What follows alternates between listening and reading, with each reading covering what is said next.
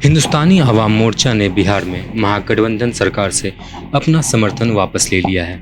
इस संदर्भ का पत्र राज्यपाल को सौंप पार्टी के संरक्षक जीतन राम मांझी आगे की संभावना तलाशने दिल्ली रवाना हो गए हैं। सोमवार को पटना में हम के राष्ट्रीय अध्यक्ष डॉक्टर संतोष कुमार सुमन की अध्यक्षता में हुई पार्टी की राष्ट्रीय कार्यकारिणी की बैठक में ध्वनि मत से गठबंधन तोड़ने और सरकार से समर्थन वापस लेने का फैसला लिया गया। पार्टी के संस्थापक संरक्षक पूर्व मुख्यमंत्री जीतन राम मांझी की उपस्थिति में आयोजित राष्ट्रीय कार्यकारिणी की बैठक में पार्टी में नीतिगत फैसले लेने के लिए पार्टी के संरक्षक जीतन राम मांझी व राष्ट्रीय अध्यक्ष संतोष कुमार सुमन को अधिकृत किया गया है। बैठक के बाद डॉक्टर संतोष कुमार सुमन ने पत्रकारों से बात करते हुए जानिए क्या कहा। हम लोग ने महागठबंधन पार्टी से समर्थन वापस लिया और जिस हिसाब से मंत्रिमंडल से मैंने इस्तीफा दिया, आप सबको पता है कि क्यों हम लोग ने ऐसा किया था।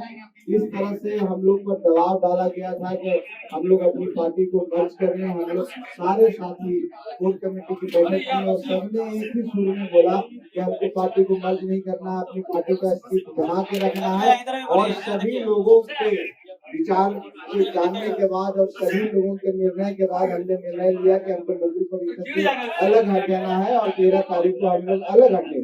उसके बाद अब सवाल आया कि हम लोग आगे क्या करें, आगे का क्या निर्णय लें। इसलिए आज ये बैठक बुलाई गई थी और बैठक में सभी सम्मानित सदस्य हमारे आए। मैं आपके माध्यम से उसको भी धन्यवाद देना चाहता हूँ।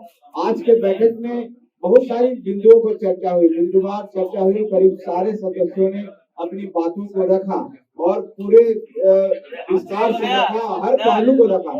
चाहे पार्टी का संगठन का विस्तार हो, चाहे पार्टी को आने वाले समय में हम किस ओर जाएंगे, चाहे हमारा गठबंधन कैसे हो, हम अकेले चुनाव लड़े या थर्ड फ्रंट बना के लड़े, सब बातों पर विस्तार से चर्चा हुई है।